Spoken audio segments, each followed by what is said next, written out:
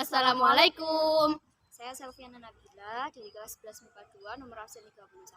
Saya Siti Umairah dari kelas 11 IPA 2 nomor absen 33. Kami di sini akan menjelaskan tentang sejarah kejayaan Islam. Yang pertama, periodisasi sejarah Islam.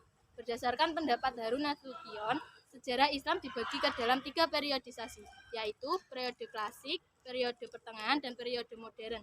Periode klasik dibagi menjadi 2 fase, yaitu yang pertama adalah fase ekspansi dan integrasi yang terjadi pada 650 sampai 1000 Masehi. Yang kedua ada fase disintegrasi yang terjadi pada 1000 sampai 1250 Masehi.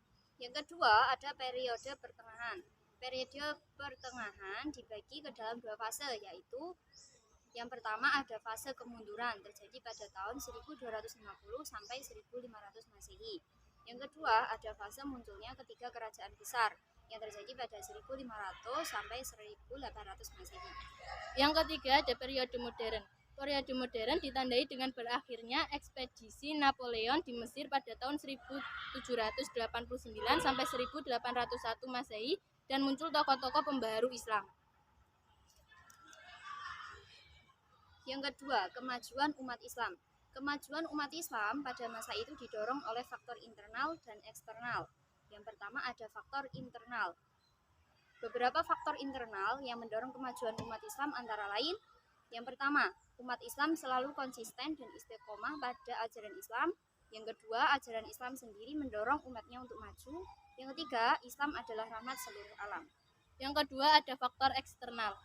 Beberapa faktor eksternal yang mendorong kemajuan umat Islam adalah: yang pertama, terjadinya asimilasi antara bangsa Arab dan bangsa-bangsa lain yang lebih dahulu mengalami perkembangan dalam ilmu pengetahuan. Yang kedua, ada giatnya usaha penerjemahan kitab-kitab asing dalam perkembangan ilmu pengetahuan. Pada masa ini munculnya tokoh-tokoh Islam yang memiliki semangat beristihad dan mengembangkan berbagai ilmu pengetahuan sebagai berikut. Yang pertama, ilmu filsafat. Ilmu filsafat merupakan salah satu ilmu yang mengalami perkembangan pada masa Daulah Umayyah dan Daulah Abbasiyah.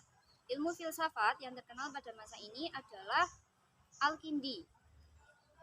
Yang kedua ada bidang kedokteran. Ilmu kedokteran mulai berkembang pada masa Daulah Umayyah dan mencapai puncaknya pada akhir masa Abbasiyah. Dokter dan ilmuwan kedokteran yang lahir pada masa ini adalah Jabir bin Hayyan yang wafat pada 778 Masehi. Yang ketiga ada bidang matematika. Ilmuwan dalam bidang matematika yang lahir pada masa ini adalah Umar Al-Faruqan, seorang insinyur yang menjadi arsitek pembangunan kota Baghdad. Yang keempat ada ilmu hadis. Di dalam ilmu hadis dikenal adanya kutubus sittah yang artinya 6 kitab induk hadis dalam Islam. Tokoh penyusun ke-6 kitab-kitab tersebut adalah Imam Bukhari, Imam Muslim, Ibnu Majah, dan Abu Daud.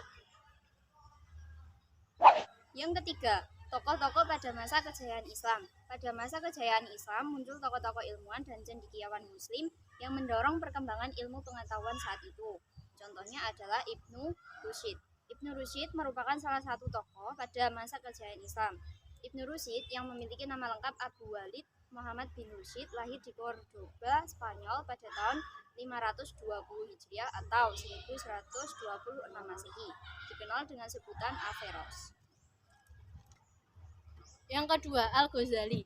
Al-Ghazali lahir di kota Ghazala, sebuah kota kecil di dekat Tus, Khurasan. Al-Ghazali yang bernama lengkap Abu Hamid Muhammad bin Muhammad At-Tusi Al-Ghazali lahir pada tahun 1058 Masehi dan wafat pada tahun 1111 Masehi. Yang ketiga adalah Al-Kindi. Al-Kindi adalah filsuf besar pertama Islam karena ia adalah orang Islam pertama yang mendalami ilmu-ilmu filsafat. Yang keempat ada Al-Farabi. Nama lengkapnya Abu Nasr Muhammad Ibnu Tarkan Ibnu Uzlaq Al-Farabi. Lahir di Farabi, Transylvania pada tahun 872 Masehi dan wafat di Damsyik pada tahun 950 Masehi. Yang kelima ada Ibnu Sina. Ibnu Sina yang dikenal juga sebagai Avicenna di dunia barat adalah seorang filsuf, ilmuwan, dan juga dokter kelahiran Persia. Sekian penjelasan dari kami. Jika ada kesalahan, kami mohon maaf. Wassalamualaikum warahmatullahi wabarakatuh. Dadah!